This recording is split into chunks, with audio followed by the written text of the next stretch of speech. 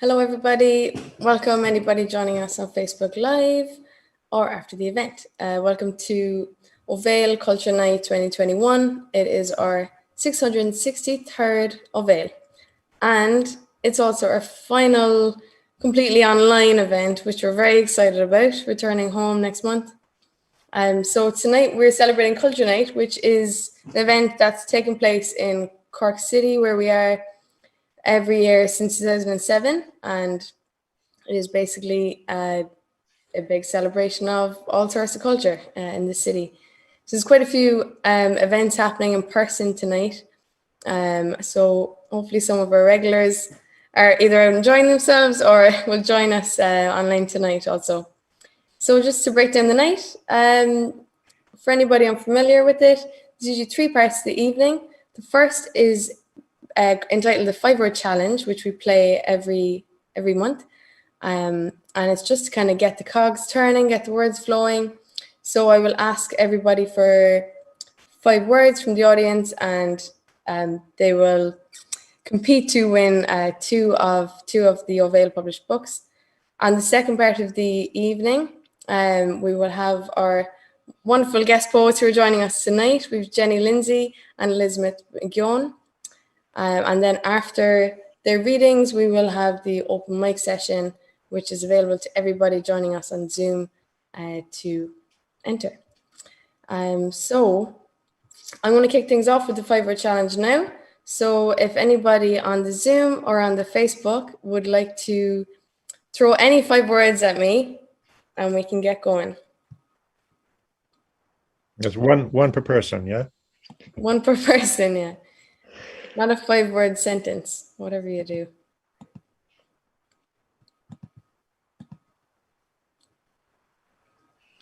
Okay, we got our first word, and it is soap.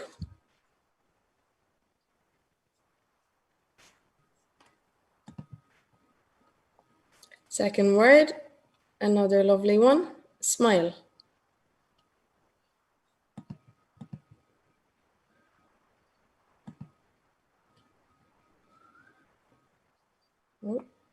Third word and fourth word are medical and insight. And our 5th word is tangerine. So those 5 words again are soap, smile, medical, insight, and tangerine. So I'm going to give you guys 10-15 minutes if you want to enter the game, and we'll return for the readings shortly. Best of luck.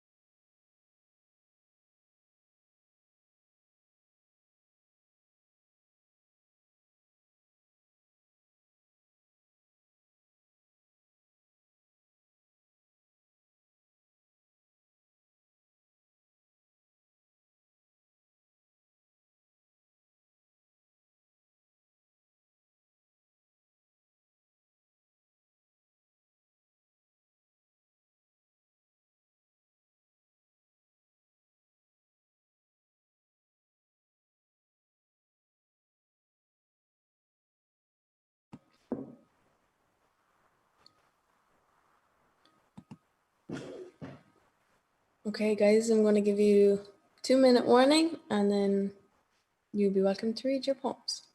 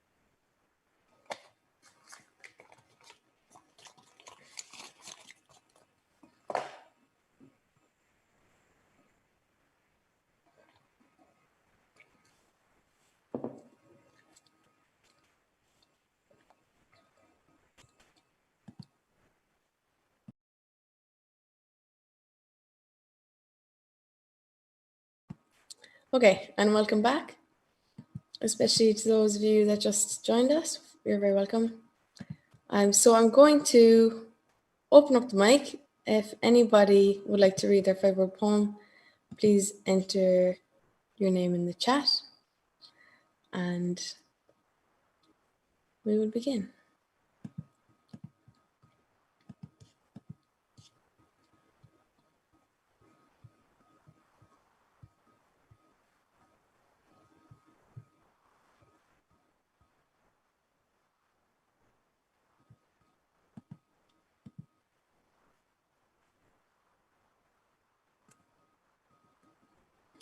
Are there people still writing? Do we have a first entry?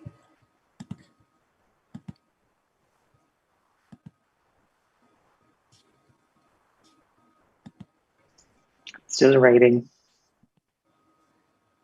Okay, we got Jim still writing.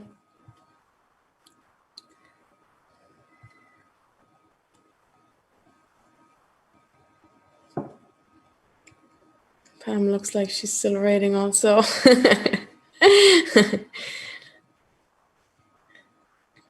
can just see the pen going wild at the bottom of your screen.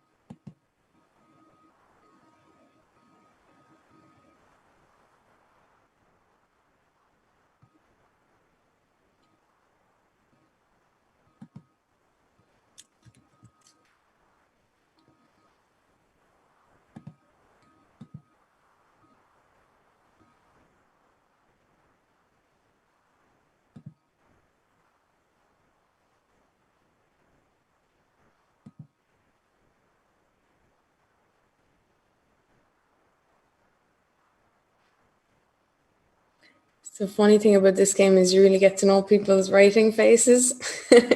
There's all sorts of twitches and words coming. You can see coming live to people's heads.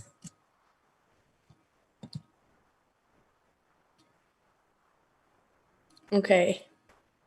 Dan, you're looking confident now. And Jim.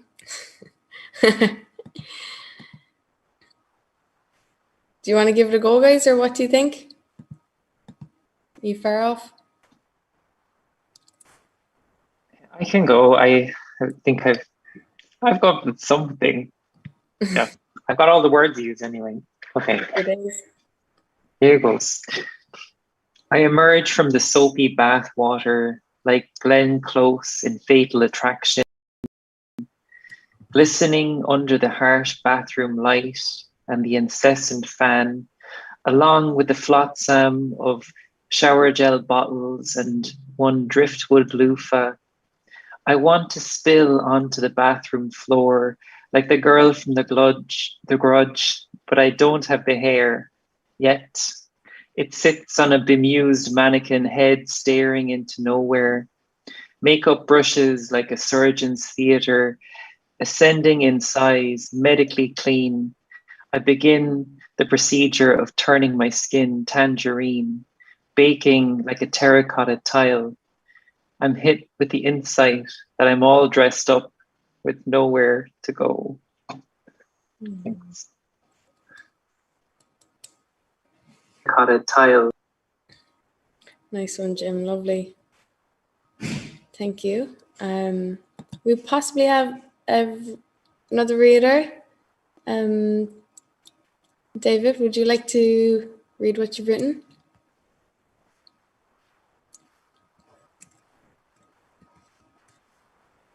Daniel, I'm sorry. We have Daniel as well. And David was considering reading. Have you decided? Yeah, I think I'll be. Sorry, can you hear the mic? Yep, we can hear you there, Daniel. Finally unmute. The scent of tangerine became medical last year. Hand soap bottles in every home. We have new insight into our hopes and fears as we smile at each other through magic mirrors, connected but alone. Awesome. Thanks, Daniel.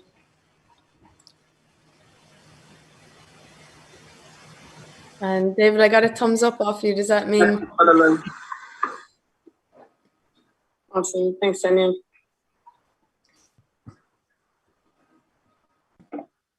And David, I got a thumbs up off you. Does that mean? Awesome. Thanks, Daniel. I'm hearing everything twice. Are you hearing me twice? And David, I got a thumbs up off you. Does that mean? Awesome. Thanks, Daniel. Double hearing is like double vision, only different. I'm hearing everything twice. Are you hearing me twice? And David, I got a thumbs up off you. Does that mean? Sorry, David, I might just ask you to mute your mic again, and we just try to resolve that overlap. I'm hearing everything twice. Okay. We'll try to fix that. Sometimes if you plug in if you have headphones, that might work. Yeah, I think it's coming from David's feed. In fact, David, you might have Facebook on in the background because that's where it's coming from. It's delayed. If you could turn off or mute your Facebook, you'll be fine.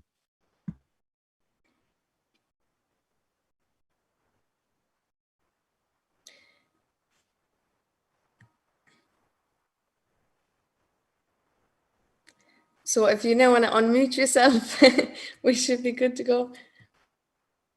Unmute. Perfect. Unmute.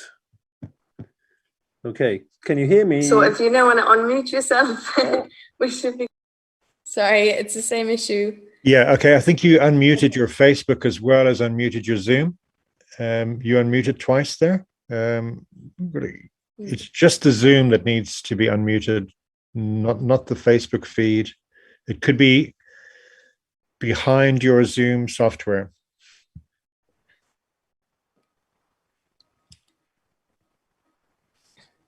Yeah, I mean, David could probably just get rid of come out of Facebook entirely.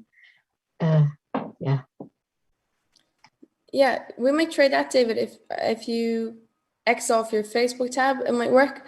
Come out of Facebook entirely. Yeah. Yeah. Okay, I'll come out of Facebook. We might try that, David. If you. Right. I've come off Facebook now. Is that it? Yep, seems we've solved it. Okay, brilliant. Sorry. I was afraid of doing that and losing you all. I'm really sorry. I apologize. No problem. Okay. Right.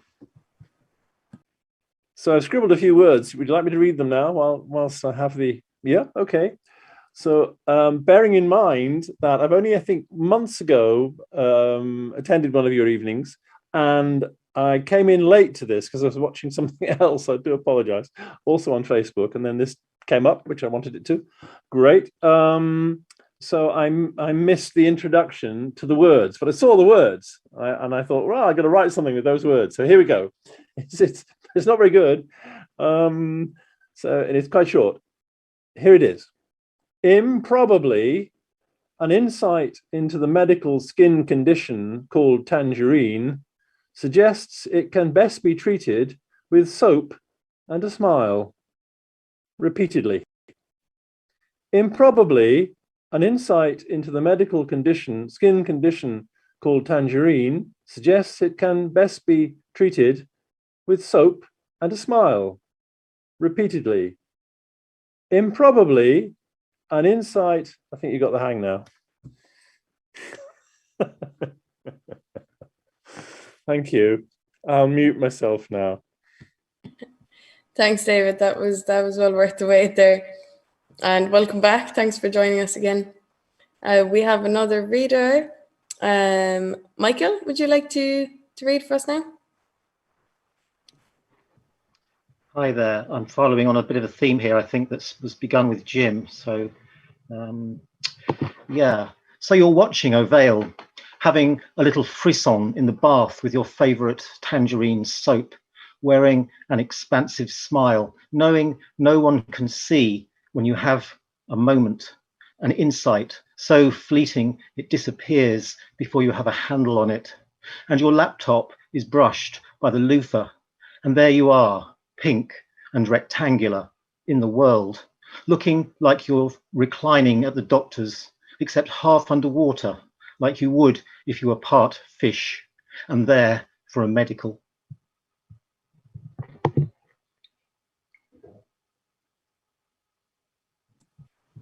Thank you, Michael. That was really enjoyable. We have, I think, as our penultimate reader, Pam Campbell. Yeah, this one's going to be interesting. Go for it. Okay, here we go. 3 a.m. Scrub body 3 times. Soap away germs. Fear lingers. 4 a.m. Tip lift driver. 4:10. Take elevator to ride a Starbucks. Cruel joke for surgical patients. 5 a.m.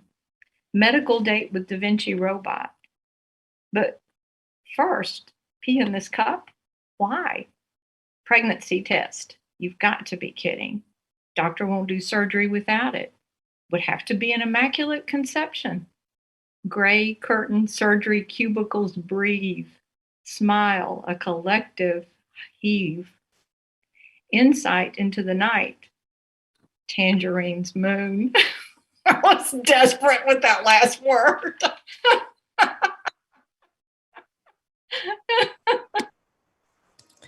I think you pulled it off, Pam. Fair play. They were excellent poems tonight, guys. I'm going to give you the opportunity now to vote for your favorite on the chat. And I know there's a little bit of a lag on the Facebook feed, but you're welcome to vote there also if you like. And yeah, if you just want to type in the person you want to vote for and winner beside their name, we can tally up. Did either of our guests want to give it a go? Did you know? No? No pressure. No pressure. I'm not. If you give me a week, I could probably come up with something, but I'm not amazing at just writing straight off. So I admire all of you who did that. Yeah, I thought I would just be evil and be the one who chucked tangerine into the mix. So yeah, sorry about that.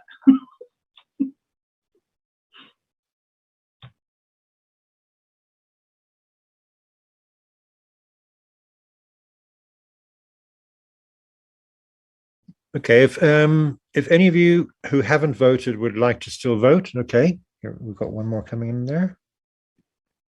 How does one vote? Sorry. So you put the name of the person you liked best into the chat box.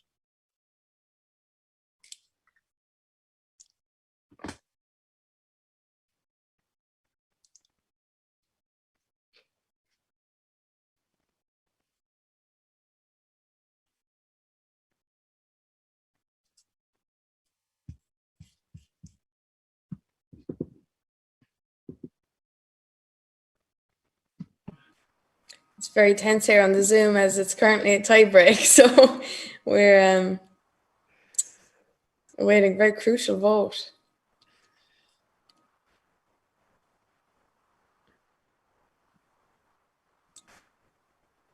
I don't think anyone wants to be the kingmaker or the queenmaker here. Okay, we have. Come true. It's gone from a tie between 2 people to a tie between 3 people. Has it? It seems like it. Oh, hold on.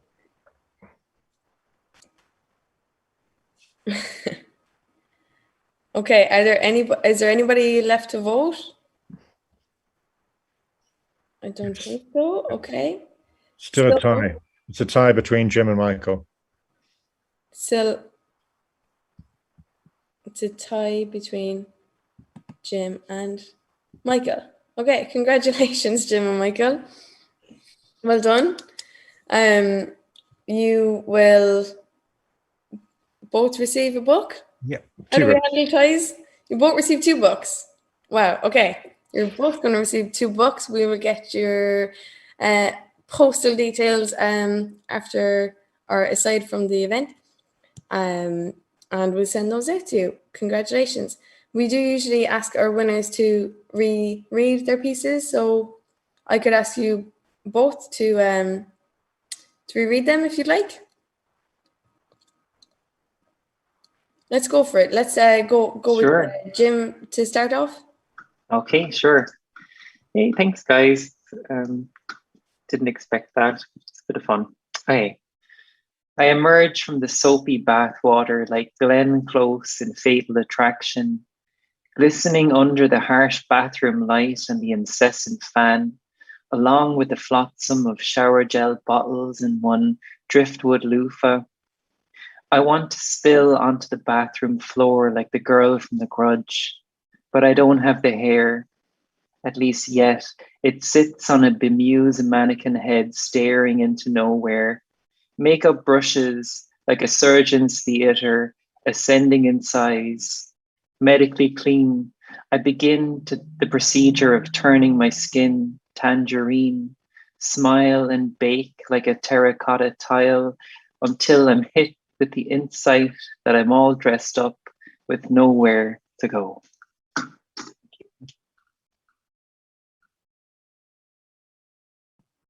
Well done, Jim. I'm going to invite Michael if you want to read your piece again also. So you're watching Ovale, having a little frisson in the bath with your favourite tangerine soap, wearing an expansive smile, knowing no one can see. When you have a moment, an insight so fleeting it disappears before you have a handle on it, and your laptop is brushed by the loofah, and there you are, pink and rectangular in the world, looking like you're reclining at the doctor's, except half underwater, like you would if you were part fish and there for a medical.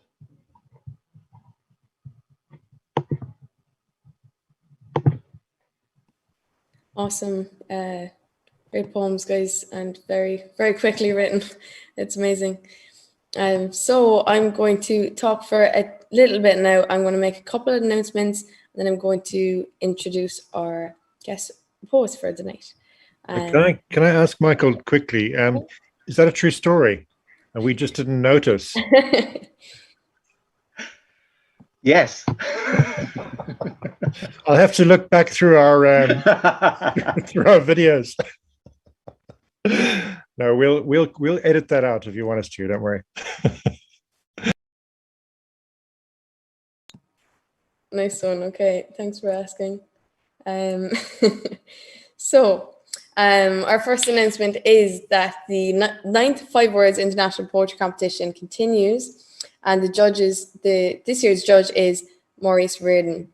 For submission details for this competition, please visit www.ovail.ie, and the 5 words for the 14th to the 24th of September are between, key, if, early, and creature. So let's see what you can do with those. Our second announcement is that Ovail aims to maintain a safe space for writers and the general public. While we discourage self-censorship, we expect participants to be sensitive to and to refrain from any offensive or discriminatory language, including that relating to race, gender, religion, cultural background, etc., in line with the Arts Council's equality, humanity rights, and diversity policy, or from any phrasing that might be hurtful towards marginalized or minority groups. The private chat mode is also available for all participants used during the event.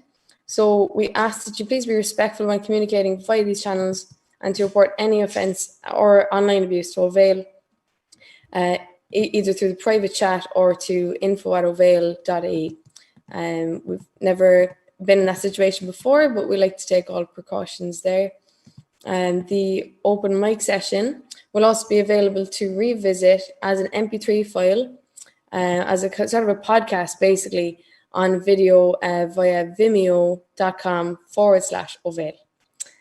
All of these announcements will also be posted in the chat if you miss any of those details. So next month, October, Ovail is our first hybrid event as we slowly merge out of our caverns and back into the Long Valley. And our guest poets for the first hybrid event, which is on Monday, the 11th of October, are Dean Brown, who will be performing in person, and Neil McCarthy, who will be live from Vienna on the night. So it should be a kind of an experimental night in that regard, but we're really looking forward to it. If you're in Cork or Ireland or anywhere, you can please join us. So thank you to everybody who's also kindly offered any donations. Or PayPal donations can be made via the link above the live poetry stage on our website, or via our contact page, which is ovail.ie/blog/contact us, which will be posted below as well. So I'm done my announcements. Are you ready for some poems? I'm going to introduce our guest poets. I'll introduce them both now, and I can sit back then and allow you to enjoy the readings. So first up, we have Elizabeth McGeown. She's a poet from Belfast, Northern Ireland. She's been published in journals including Banshee, Abridge, Rigwater, and Fly on the Walls Press's Planet and Peril anthology. She's featured in Wave 4 of IamAPoet.com and received a Pushcart Prize nomination for her poem Softum. As a spoken word artist, she is also a 3-time All-Ulster Poetry Slam champion, finalist in every All-Ireland Slam since 2016, and represented Northern Ireland in the Hammer and Tongue UK Slam Championship 2019 and 21 in the Royal Albert Hall. She won the Cork International Festival of Literature, Spoken Word Platform 2019, and the Cursed Murphy Spoken Word Prize in 2019. This year, she was longlisted as the Best Spoken Word Performer in the Saboteur Awards, featured performances including Lingo Fest, the Edinburgh Fringe Festival, Loud Poets, Electric Picnic, and Body and Soul Festival. She's funded by the Arts Council of the Northern Ireland and University of Atypical to work on her first book and full-length spoken word show. So actually, if you want to go ahead with your reading, Elizabeth, and I will wait till before Jenny's introduction to introduce her. This is quite a lot to take in there.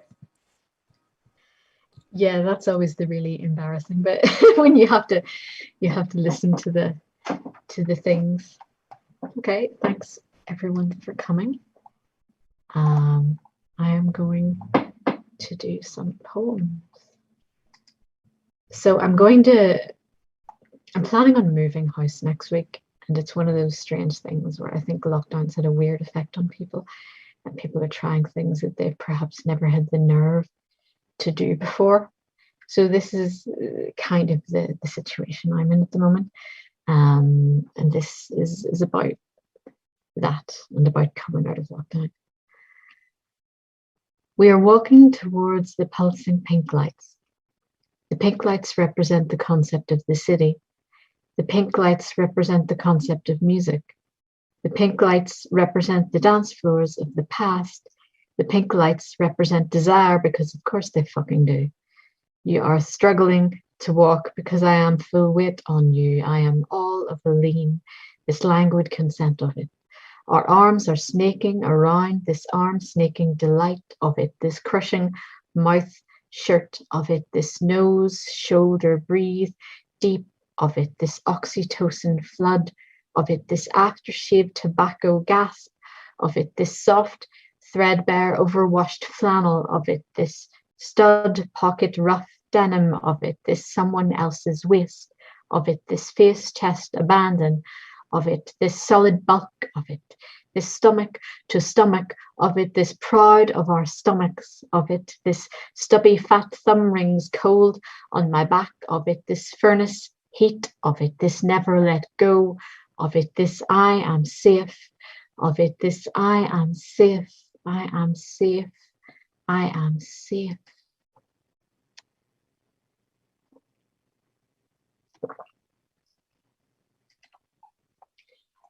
This is an older one that I wrote about growing up in Belfast and all of the stuff that you don't really understand at the time, and you kind of put it together like a puzzle years later. In Northern Ireland, there are things you don't talk about. In the 1960s, people learned the hard way to stop silence. In the 70s, with a bit of jail time if you didn't comply, unlike the 80s when they wouldn't stop talking so much they were reduced to a crime to be heard, absurdly dubbed. The 90s, when talking turned to singing, they pretended to hold hands and teach the world to sing. Somewhere in the middle of all this, I appeared. Maybe I absorbed it in the womb, absorbed the whispers and the bin lid rattles, like I absorbed my mother's nutrients, like they absorbed their own nutrients from their fat and muscle and bone marrow until nothing was left. It took him 66 days to absorb himself, and I think in the womb I heard it. I'm made of it. Mcgowan's only last 42 days before their family took them off strike for health reasons. You can't die as it'll make you sick, as only a Mcgowan can manage to fuck up.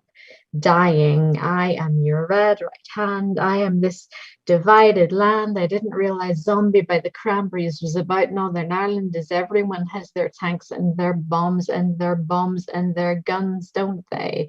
Memory. A fire was just a fire, and I laughed because I didn't know why there was a guy on the top, as that was 5th of November. Remember, I read it in books. My mum hushes me, saying she'll explain later, not wanting the neighbours to know I don't know it's the Pope, because I was sheltered from all this, living in interdenominational bliss, never heard the sash, don't know it when people ask me to sing, as I live in a bubble, and I am your red right hand. I am this divided land, came up the lagging in a bubble, in a protective bubble, in my protected Protestant school, while Mcgowans were dropping like flies all around me. I was all warm and safe for the glowing neon surname attached to my forehead. No one ever spoke of it. Francis Felix became Frank, anglicized, franklicized, and I never wondered why he didn't come with us to see the bands. And a Catholic taxi driver shot dead. This is what the news is for, to tell you who's been shot. I didn't even understand half the words, but can still hear them now with a kind of muscle memory. Secretary of State Tom King, Patrick Mayhew, paramilitary shooting, kneecapped, found dead, shot dead. This is what the news is for, to tell you who is dead. We didn't take the soup, he said, but people keep force feeding me, Mcgowan. McGowan, McGowan.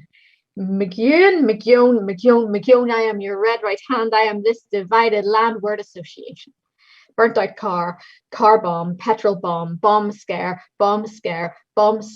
again bomb, damage, fire, damage, seal. I never wondered why so many places were on fire. Some places were afire more often than not, which led to cheap school uniforms memory. In the library, made some friends, and I can pinpoint the exact moment. Are you a Protestant or a Catholic? And time stops. More words from the news to tell you who is dead, Protestant and Catholic, and I resolve to find out what they mean when I go home. Should I have been listening all along? I am your red right hand. I am this divided land. I take pieces of evidence out and examine them. What exactly are people doing to each other's kneecaps? Why do the orange men carry swords? Why are they so unhappy? What if their sword slips a secret fear? Every year I edge away from the spikes, a grey spot on a happy day. Is it a happy day? And the Catholic taxi driver shot dead. This is what the news is for, to tell you who's been shot. I didn't even understand half the words, but can still hear them now with a kind of muscle memory. Secretary of State Tom King Patrick Mayhew, Tom King Patrick Mayhew, paramilitary shooting, kneecapped, found dead, shot dead. This is what the news is for, to tell you who is dead. I am your red right hand. I am this divided land, derided man, black and tan, home rule plan, balaclava, football fan, also ran, weapons ban, kicking the can. I'll tell me ma, I am this divided land.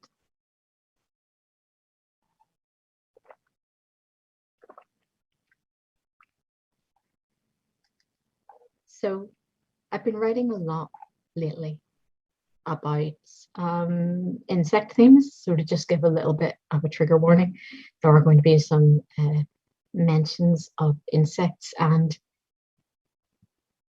yes, decay in this first one, just to give you all a heads up. On telling a friend I am writing to an insect theme and finding out months later she has assumed I meant maggots, but maggots do not cross my mind at all.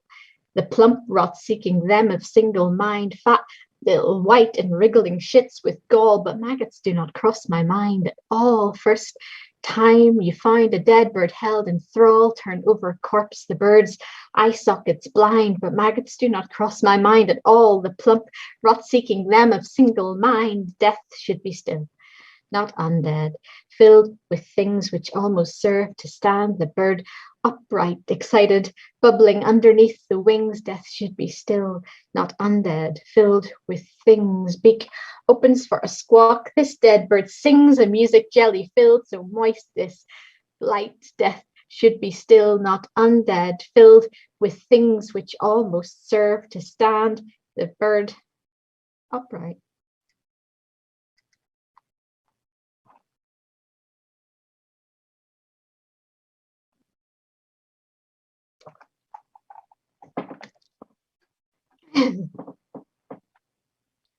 This is quite new. It starts with silence. Floating in the black, unstructured void, hair not bound by gravity. Make manifest. Make manifest. You can make anything in this state. You can corn dolly their hearts, twist them like straw, set intentions like love potions. You forgot what parts of you were for until your eyes remember how to bathe, warm, glow, until you gaze at something that suffers softly. Eye contact is a choice you mostly reject, and yet, some eyes are pinwheel, kaleidoscope, starshine, and you must stare. Remember who you are. Remember who you are.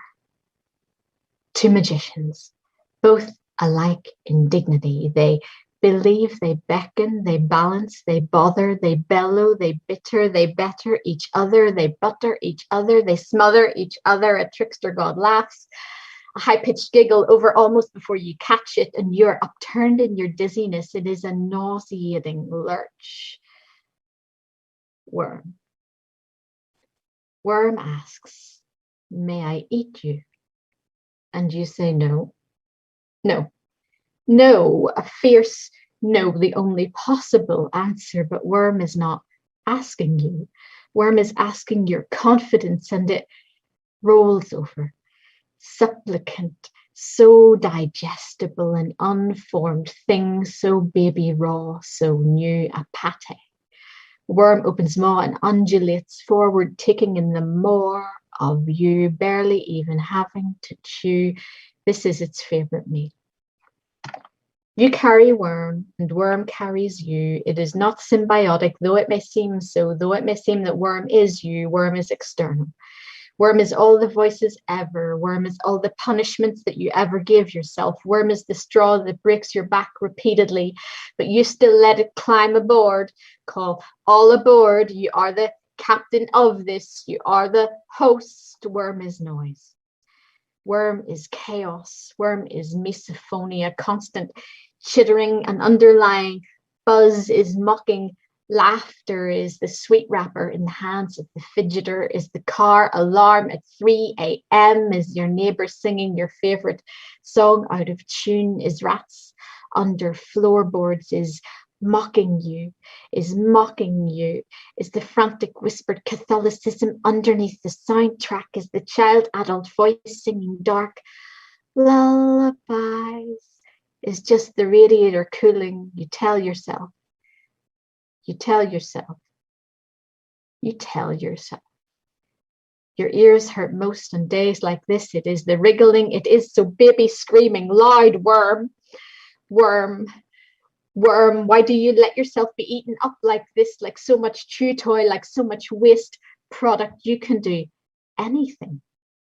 You castle bitch, you ivory tower, you carving, you statue, you icon, you Jadis of Charn, you Song of Susanna, you red-headed twins, Macare, Maharet. Do not consort with lowborn. Worm, do not seek approval of.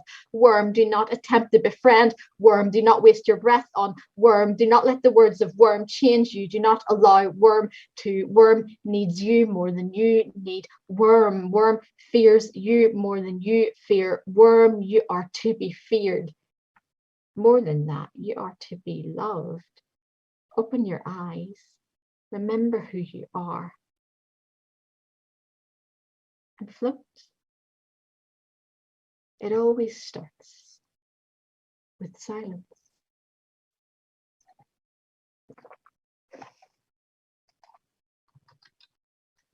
Right, I'm going to try to find one that I haven't done in a while, but I'm feeling in that kind of mood right now. So let me see if I can locate it.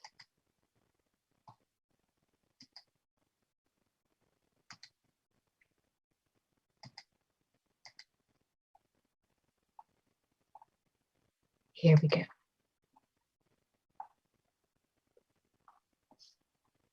So this for an event that I sometimes go to online called Tonic, which does a similar kind of thing to your 5-word prompt. This has a list of different prompts, all quite random, and you just choose the one that you like the look of.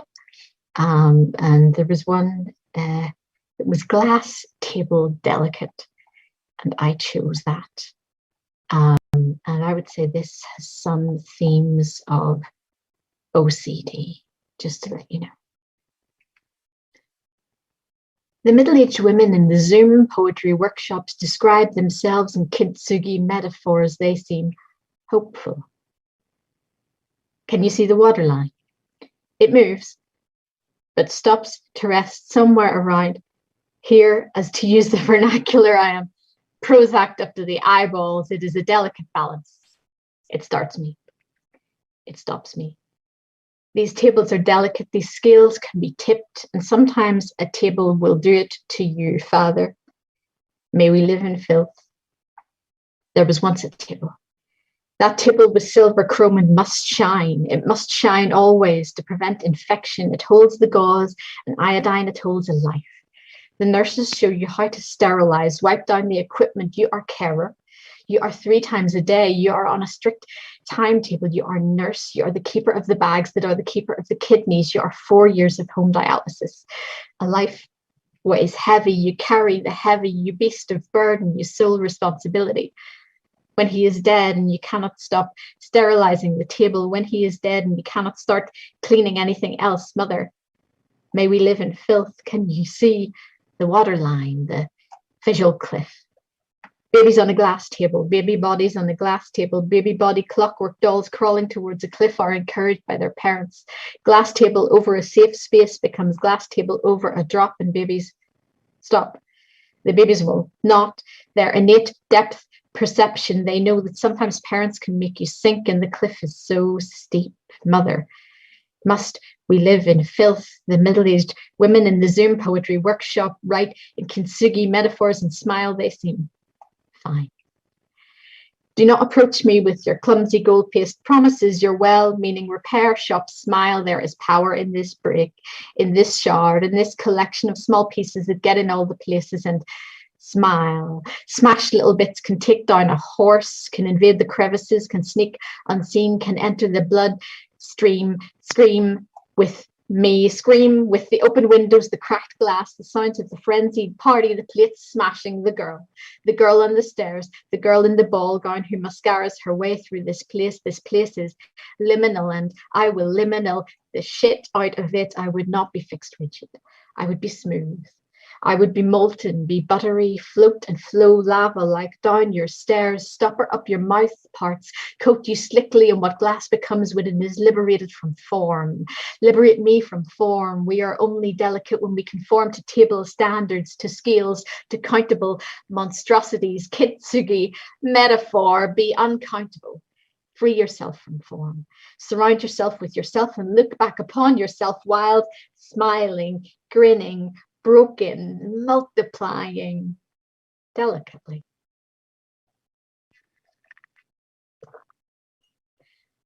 So I am going to do one more piece, and I want to say thanks so much to Paul for inviting me to take part in tonight's event. And yeah, I was going to say I'm looking forward to about half of it's over, but I've really enjoyed what I've heard so far. And I'm looking forward to Jenny's set, and I'm looking forward to the open mic. And I've been wanting to do Ophel for a long time, so it's lovely to finally do that. And this one has no trigger warnings because it is lovely. The worst piece of advice anyone ever got was write what you know. Write what you know. I know grocery shopping and bus hopping. I know traffic light waiting and internet dating. I know nights in with my cat. You want to read about that? No.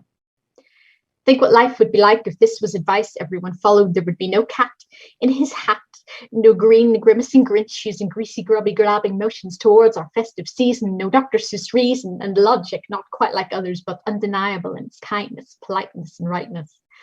I hesitate to mention him as C.S. Lewis has a wealth of essays devoted to him. Being done to death, surely nothing left to say, but would my imagination exist without a Narnian childhood?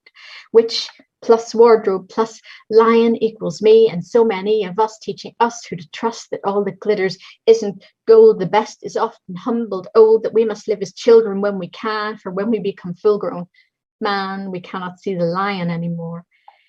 If we all wrote what we knew, the grass is green, sky blue, sea reflects sky. I simply record my experiences. If there is no quest, then there is no rest. No satisfaction after the action, no hobbits, no ring, no precious.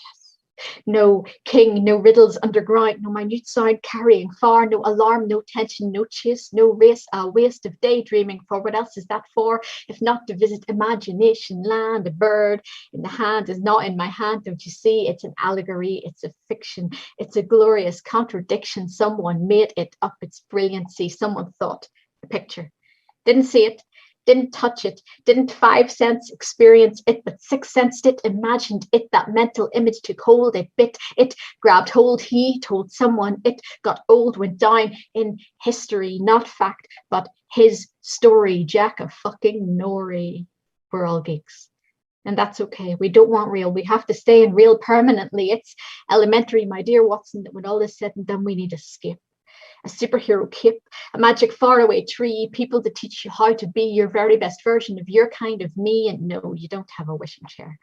Can't sit and see what's not there, but a mind's eye is a wonderful thing. Remember, as a child, you used to just swing in the park. Let the breeze blow through you, made up little songs in a high, not quite there voice, wanting to be left alone to create, to contemplate.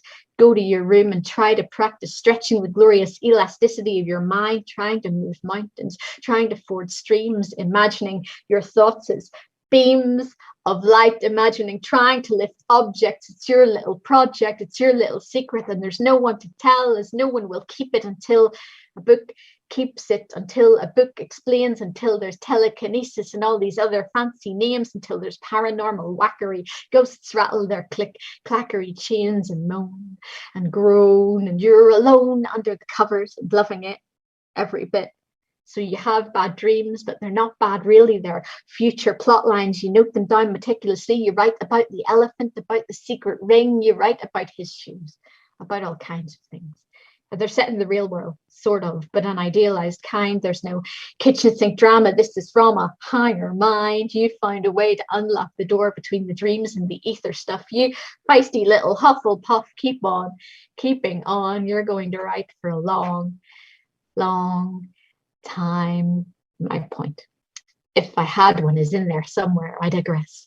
Constant reader, but if you can go there, go to the tower with Roland of the Eld. Stay until you've had your fill, and if you do not hear the bell, don't worry.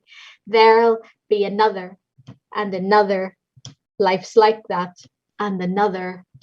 Life encroaches as it will, toys until it has its fill, and then it ends. So bring your friends and give your thanks to Eeyore, Jane and Michael Banks, Sparrowhawk, Jack Dawkins, 100 Acre Wood, the little engine that could, and dream. Write what you know. I don't think so.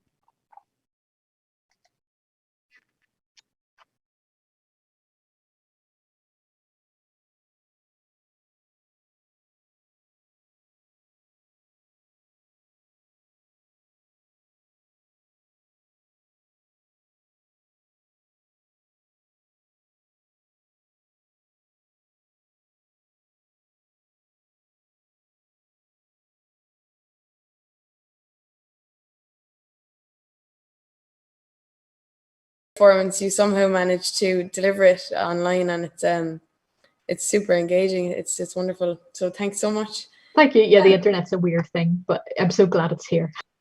Yeah, you've really you use it well, I think. Yeah. So guys, I'm going to introduce our second guest poet for tonight.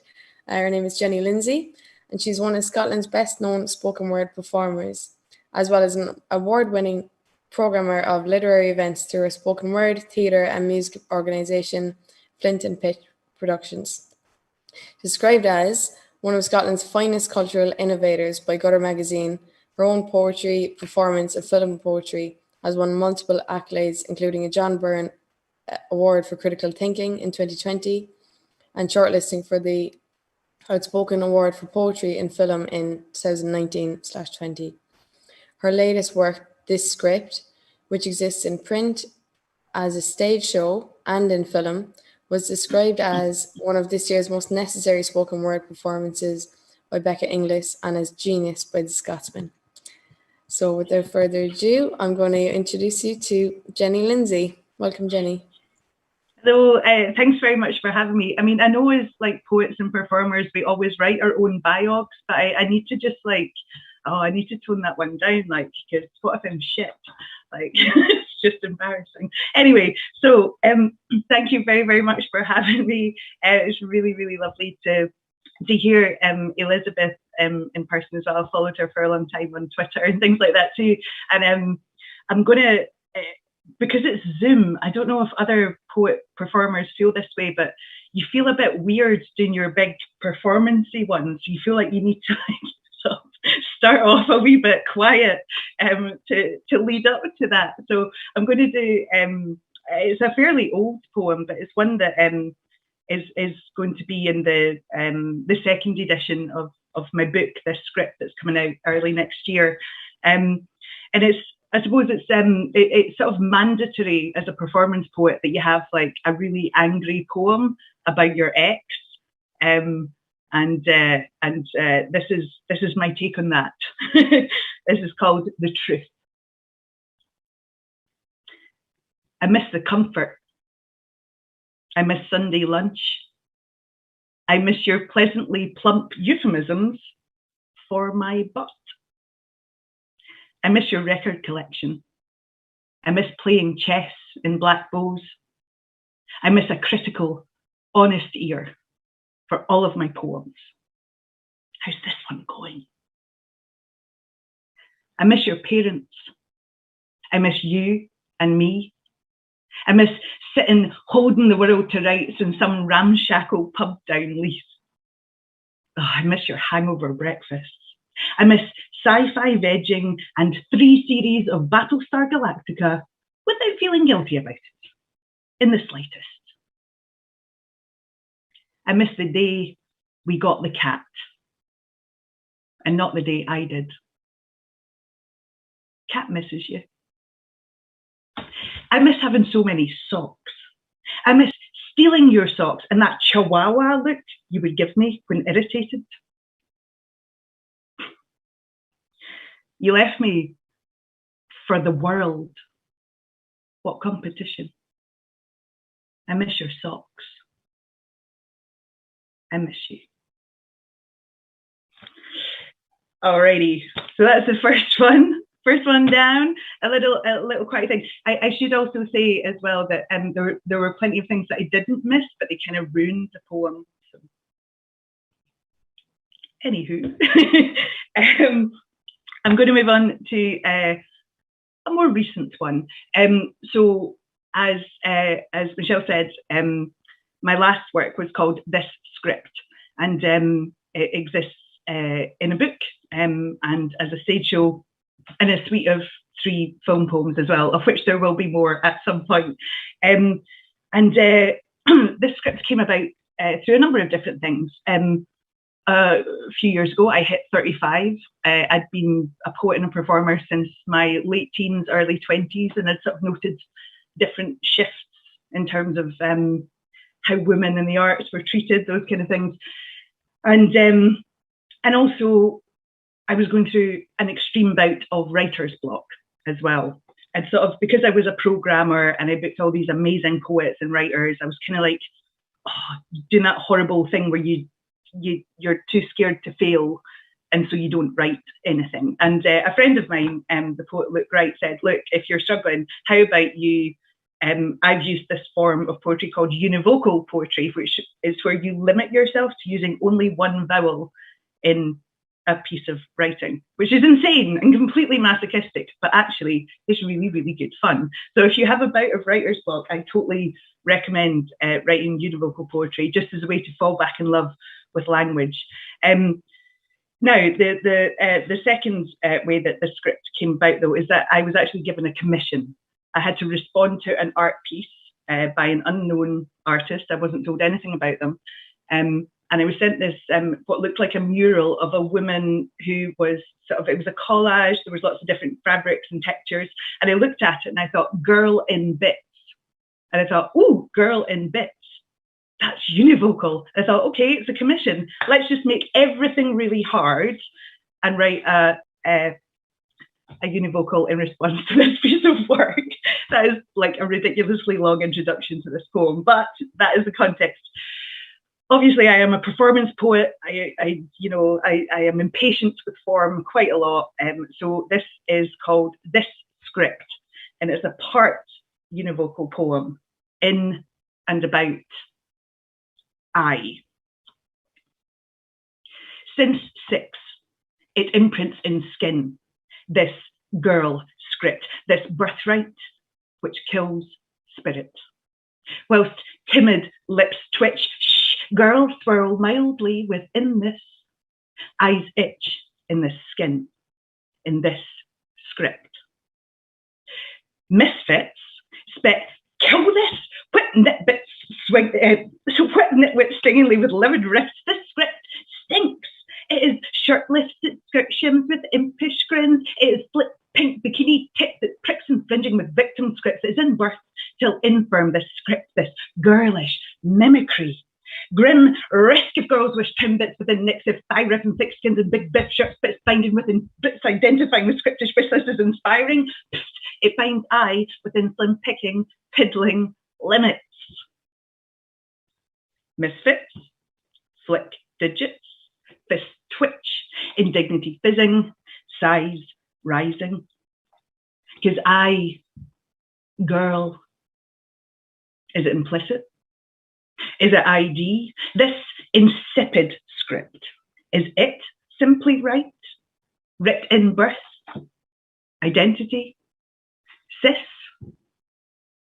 Is this misprint? Kick it. Stick it in bins brimming with skin flicks. High five other eyes, like collective eye light up within winning shin kickings. Bitches, reclaim this script to be singing one is not born, one becomes woman. Oops. Off script. Because it's illicit thinking. Scouting kinship with siblings, so hissing indignity with an ism, splits ID from eyes, schisms rip, twittering, vigil, timid girl, split sign, skirmish, hurt, pitching in his visibility, crisis red.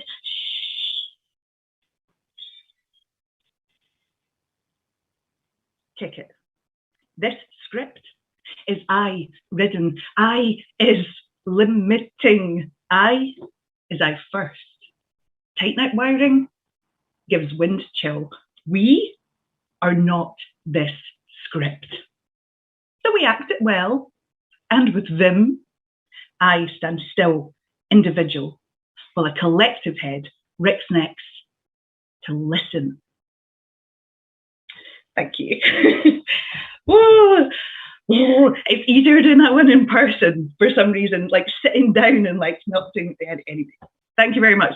So univocal poetry, really, really good fun. As an example, I went to Marks and Spencer's Food Hall one day during lockdown, and I was just like on the lookout for univocals, and I saw a little packet of roll mop herring, and I looked at it and I thought, posh roll mop, lol. So yeah, that's a univocal in O for you. Anyway, I shall move on. I have two more poems for you, I think. This one is about, I suppose, the perennial question of a woman's life. I'm going to be 40 quite soon, which is cool and interesting, and I'm very glad to have reached that point. This is something that perhaps a lot of childless women will be able to relate to. This is called An Invite to Your Baby Shower or Your Child's Birthday Party. They don't make them like they used to. Don't make women like your granddad, nor daughters like your ma did, or girls like this absence in the shape of a child. I'll send best wishes.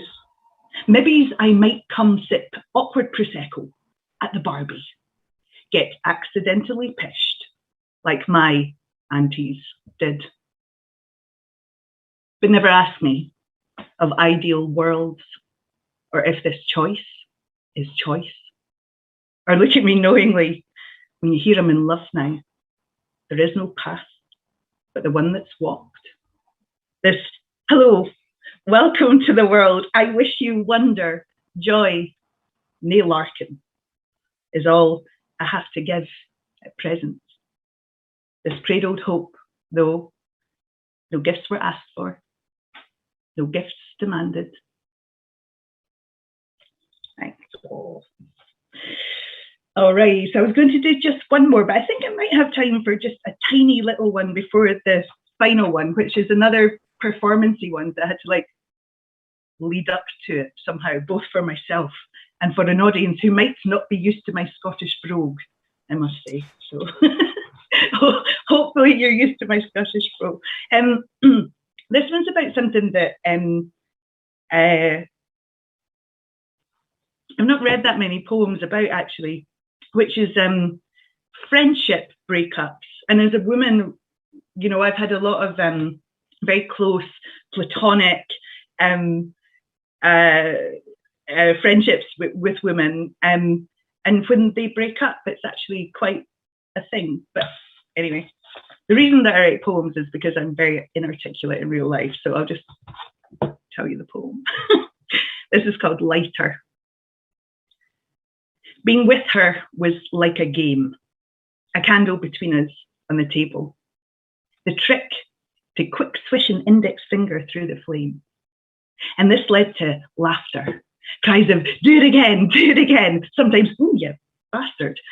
A game infectious, her encouragement risky, selfish, addictive. But it never lasted. Sometimes I found myself staring at an unlit stub. Sometimes, too many times, she disregarded the safe word, held my palm until it blistered. Eventually, too much knocking over the bastard thing in my direction, I'd schlep home, morosely picking wax off yet another formerly favourite cardigan. There is regret in this as I eye the wax-stained table, because at times we made good light. But sometimes that kind of love will burn you and your fucking house down till there's nothing left to consume. So that Tuesday, I left the matches at home. She'd stolen my lighter, of course. It wasn't working for her anymore. All right, that was my penultimate poem.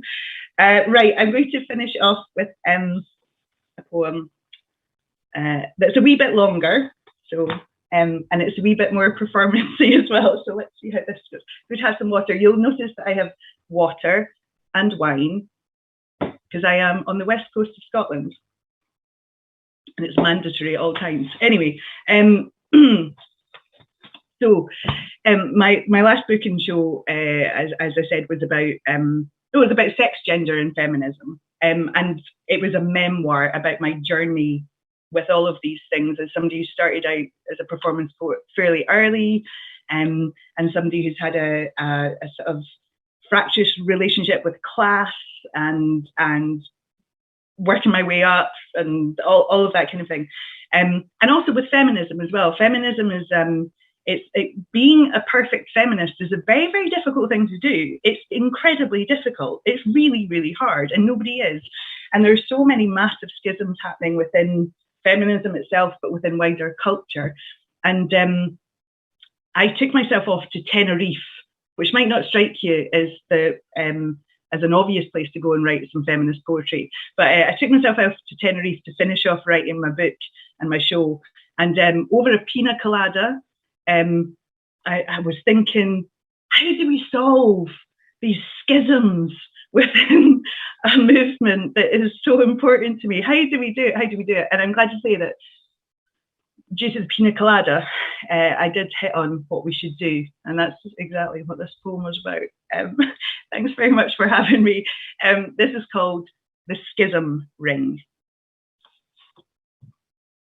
There will be cake at the feminist literary gathering, and tea and biscuits, and gluten-free and vegan options, exclamatory sprinkles, and safety warnings in case of fire announcements, and formica tables, and ghastly lighting, and a recognition in the catering for everybody covered and uncovered by all topics listed.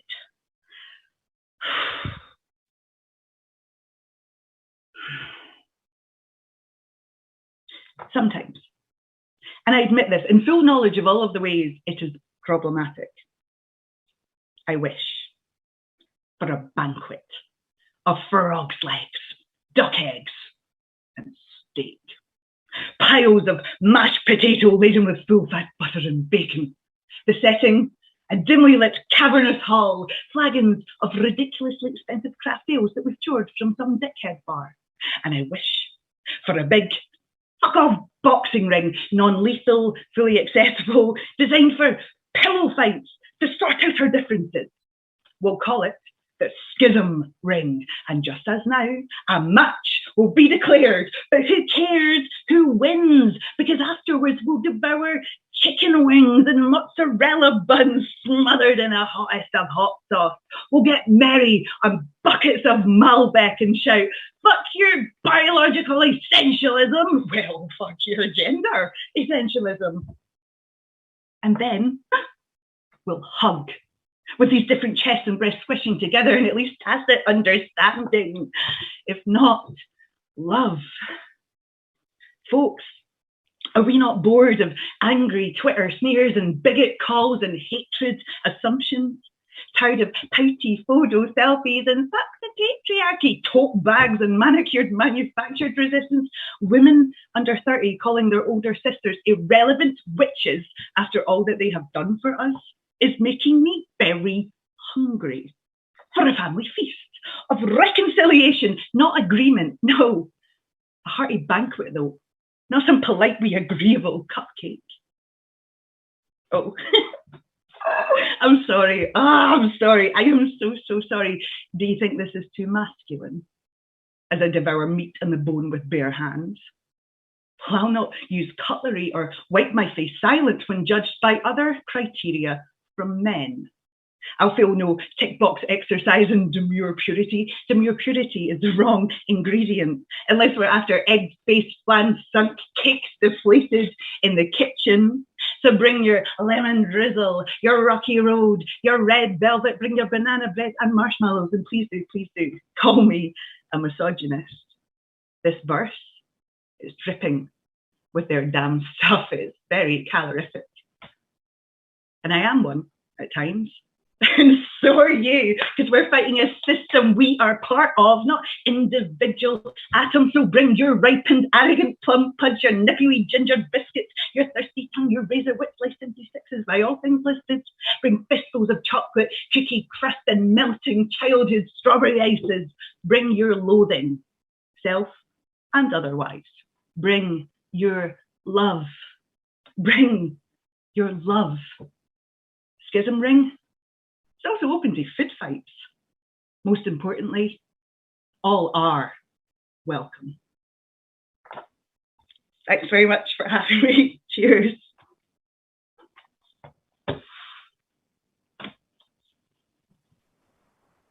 Wow, thanks, Jenny. Wow, yeah, thanks so much. I always forget that I'm emceeing sometimes and I get a bit lost, but well done. Geez, another poet who has absolutely smashed the digital barrier, I think, tonight.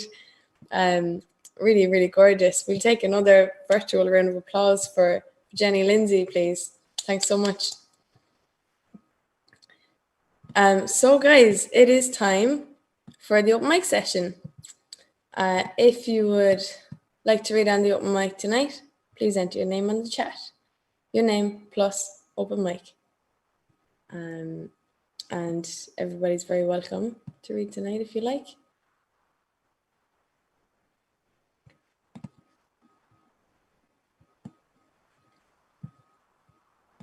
So we'll just give that a minute to populate. Okay, we're going to kick it off with Jim Crickard. And Jim, I don't know, why did I get the feeling you particularly enjoyed the last performance? I really got your humor from it, you know. Take it away.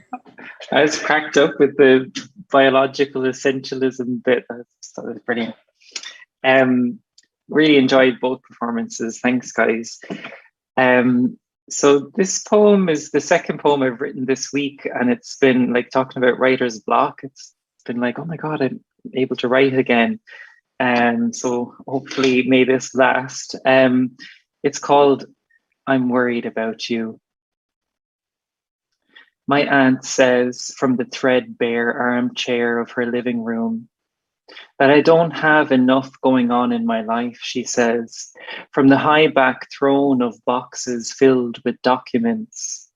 On the ottoman is a leaning tower of laundry, a broken remote, disemboweled of batteries, resting beside months-old TV guides. Her fingers rifle through a bowl of bottle caps and paper clips. She goes on to worry about my social life and working from home. There's dust on her telephone receiver knocked off from the hook.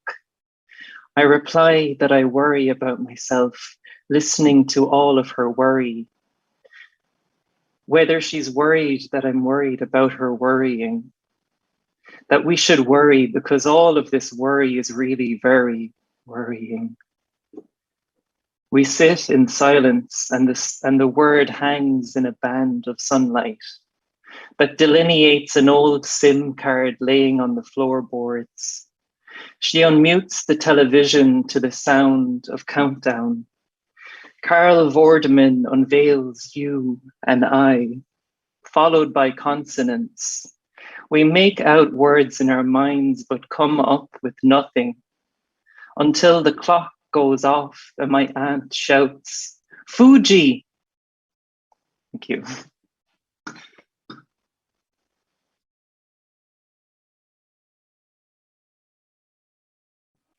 Well done, Jim. Thanks so much. Our next reader on the open mic is Pam Campbell, please. This is called Awakening the Dragon. Leaden sky hangs heavy over Ashley River, hints at rain. Moisture-laden wind promises it. I water uneasy hope for whitecaps, small crafts cancellation. Black water waves tease white, stop shy of cresting. I worry shuffle dock edge, puzzle an entry to this plain white canoe-like longboat. I contemplate staying dockside, but instead with 8 newbies line up, life vested secure, and shiver in February cool mist. Seasoned veterans separate us in 3 sections. First sections, leaders, sets rhythm of stroke and pace. Second section, engine room, pace determiners. Third section, rockets, power propel boat forward. I am a rocket. Long haulers, caller, steer, another rocket, board. Our count now, 12 sister warriors, 2 abreast. Paddles up, boat breath quickens, take it away. I reach, lean forward, extend over choppy river. Water bury my blade deep, hard pull parallel. My radiation inflamed pectorals rebel. I groan. My seatmate reassures, we've all been where you are, you'll get through this. I hard push the edge, breathe beyond, drive paddle deep, stroke back, muscles resist, release. Stroke, stroke, stroke, collar voice drums cancer-defying cadence. Line steady we forge forward, fire-breathing women, red scaling our plain white boat. Our paddles grow dragon claws. Our heartbeats drum, fire finding water. Let it run. Thank you.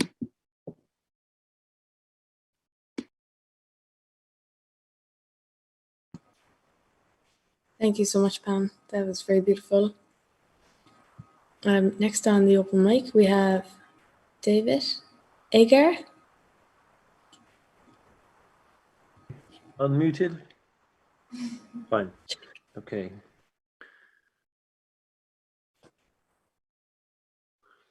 Will they ever be used, these near silent tombs of the earth extraction?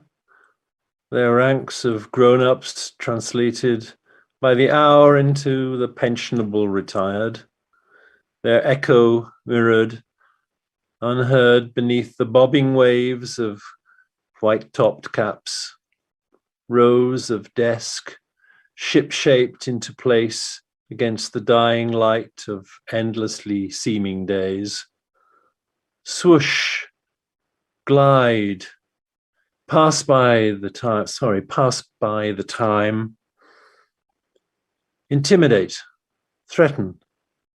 Space for communications specialists versed in each other's tongues, translated into code, into another code, underwater.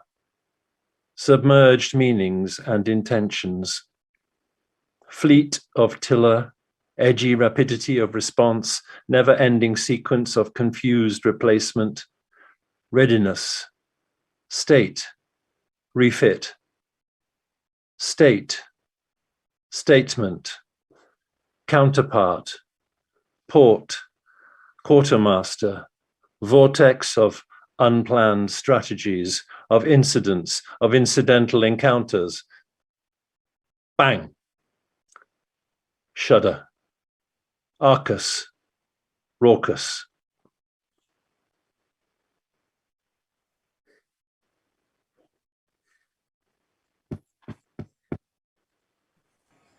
Thanks so much, David. That was wonderful. Do we have any more readers for the open mic? I'm just going to extend the invite there. I know we had some. Oh, we have Colm Scully. We do. We don't actually have him in person, but the reason I'm saying we have Colm Scully is because there's a poem he does every year for Culture Night. And I know he had to go to a live event tonight, which we're all jealous of, but I'm hoping that by sharing my screen, we can make a recording of Colm saying that poem work. So I'm going to play that now.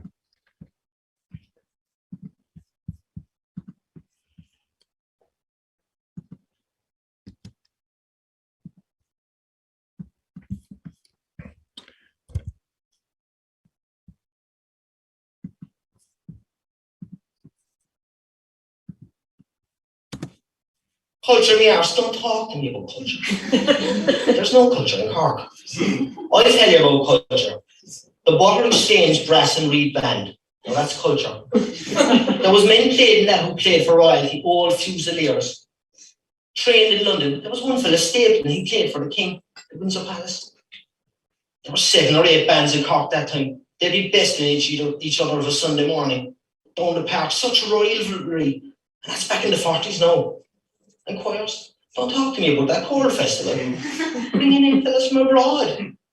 There were great choirs in Cork long before that. I remember up in the North Cathedral, Brother Jerome in the choir. Bass, baritone, tenor, whatever you like. Alois Fleischmann was stunned when he heard them. He couldn't believe it. Culture Night, how are you? Do you know what killed culture in Cork? The Republicans. When they burned down the old Opera House. My God, the Opera House, what a beautiful building. It had a wonderful circular staircase coming out onto Emmett Place, and the gorgeous old metal staircase inside. And the shows of a Saturday night, oh my God, Gilbert and Sullivan, the Gondoliers. Oh, that was a show. You know that. Your father was in it. The Gilbert and Sullivan Society. That's not musical, I didn't know that. Even Sunday Vicinity is gone to pot. Gone are the days when you hear John McCormack of a Sunday morning singing a beautiful melody from Thomasmore. Oh, believe me, if all those endearing young charms are the last rose of summer. That was all happened to Beaches. I wouldn't give you a tuppence for them. That's culture for you. They're all culture now, but their year of culture and their culture day. All you have to do now is pick up a brush and you're an artist. I could tell you about art. James Barry from Watery Lane walked himself up from nothing, painted the gods. That's what art should be about. Mirroring the heavens. Do you ever see any of the stuff? Classical. No, that's what it's all about. Copying the ancients, studying the masters, like St. Mary's and Pope's Quay, or the courthouse. No, that's real architecture. Not like that St. Francis. They ruined that too. Knocked down a fantastic building, they did that Byzantine thing. What do they know about churches? The Greeks. The Italians. That's who we should follow. That's where culture was born. Michelangelo, Da Vinci, Pavarotti. There's no culture in Cork. Not anymore. The only culture is in the butter. Even that's not right. I could tell you about butter. Real butter. In the old way.